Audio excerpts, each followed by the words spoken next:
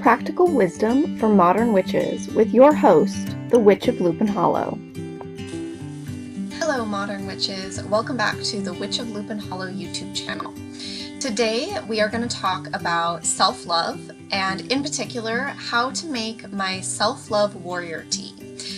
So we are going to go through all the steps of how to make it and then we're going to come right back here and enjoy a little sip of it. Okay, so we are going to make up this Self-Love Warrior tea blend today. So our first ingredient is white peony tea leaves. This is one of my favorites for working with watery energies like the moon or things like self-love. Our next ingredient is going to be, of course, rosebuds. So anytime you're working with the energy of love, whether for yourself, for friends, for a lover, roses are ideal. Roses are associated with love in every form. Our next ingredient is lavender. So lavender is associated with all sorts of things, but I like to think of it as kind of a forgiveness plant. It lets us relax and forgive ourselves for relaxing. Our next ingredient is cardamom, which is perfect for reigniting intimacy, even with yourself. Our next ingredient is hibiscus, which is a beautiful herb, perfect for love spells of all kinds. We just want a pinch here because it can be a little bit overpowering. So now we're just going to mix up all of the ingredients. This is good for about 2 separate cups of tea, and then you'd be able to use the infuser for a few different cups as well. So now we are just going to scoop some of the tea blend we've just made into an infuser. You can use any kind of an infuser or even a fresh tea bag. And so we're just going to scoop maybe about half or so of the blend we've made into the infuser. Get it all in here. And then cap it off nice and tight. Okay, so there we are, and now we are just going to place the infuser into some hot water. So I've already filled this teapot with hot water. I'm just going to make a little space here. Okay.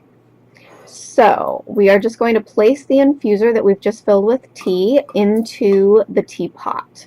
Now this is a pretty mild tea, so we're actually going to let it steep for quite a while. So we're going to skip ahead a little bit here while it steeps. We're actually going to let it steep for probably 5 to 10 minutes. So in the meantime, we're going to take the final ingredient, which is a cinnamon stick, and place it into our teacup in advance. So we're going to prepare that. And the cinnamon stick is really an opportunity to add a little fire here. I actually drew this card, the Warrior card, from the Threads of Fate deck, which partially inspired this tea. And this card is really all about, doing battle for yourself. So we're going to touch base on that at the end of the video here. But we've skipped ahead now, so we're going to go ahead and fill our teacup with this beautiful pink-hued tea. This is our lovely Self-Love Warrior tea. We're just going to zip the cinnamon stick around a little bit here, and now we get to enjoy it. So this is the beautiful tea that we just learned how to make, which includes white peony tea, lavender, rose, hibiscus, cardamom, and a cinnamon stick in the glass. So as we discussed a little bit in the video, I did pull a card that partially inspired this tea, and that is the Warrior card from the Threads of Fate deck. So this is one of my all-time favorite oracle decks. It's absolutely beautiful artwork that's very contemporary. It feels very relatable and realistic.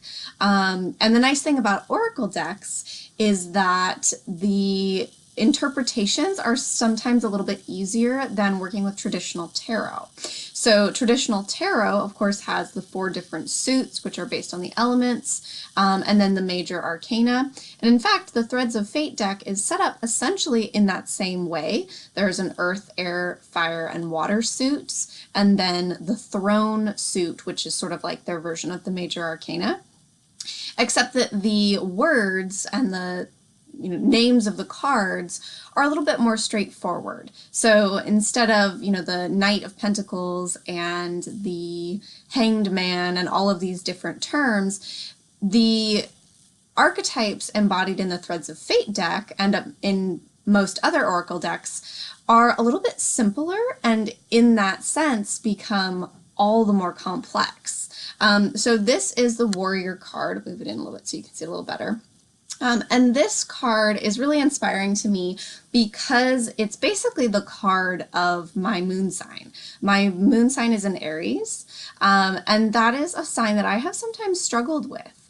That inner warrior I haven't always really embraced. And this card I just find so inspiring to really get in touch with my moon sign and really connect with that energy, because having my moon in a fire sign means there's a certain amount of tension there because the moon is a very watery energy. And so that's why in the tea that we just learned how to make, we incorporated a lot of water herbs. So rose, white peony, cardamom, those are all herbs that are ruled by water. But the lavender is ruled by air. So there are a few different types, but it's primarily water-based. And of course, tea itself, it has a very watery quality, both physically and in terms of the element that it represents. And so we added the cinnamon stick there at the end to kind of fire up that inner warrior, because embracing self-love, it can be a really challenging thing to do. It's not all just, bubble baths and journaling.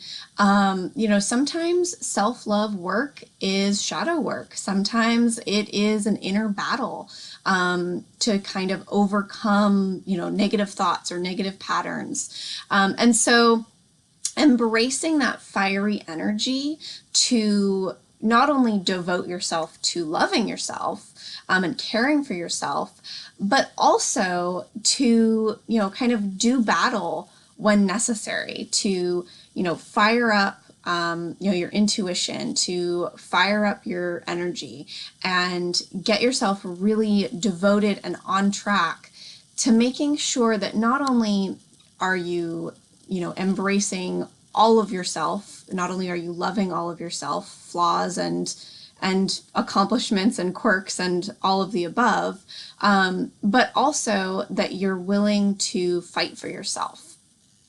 So this tea, it's just a cup of tea, but utilizing the energies of herbs and plants that can inspire these types of things in us, that can inspire us to love ourselves, can inspire us to do battle. You can't rely on just the plant for that. There's a lot of inner work in the head, in the heart, that has to happen in order to, achieve all of those things. But the energies of plants are so powerful. And so that's why I love working with tea as part of my spiritual practice, is because the energies of the natural world around us are much more powerful than we often realize in our modern world. So I hope you will run off and make a cup of Self-Love Warrior tea and let me know what you think in the comments. Don't forget to subscribe and comment below to make sure that you receive all of our videos here at the Witch of Lupin Hollow. Thanks for watching, and I will see you next week.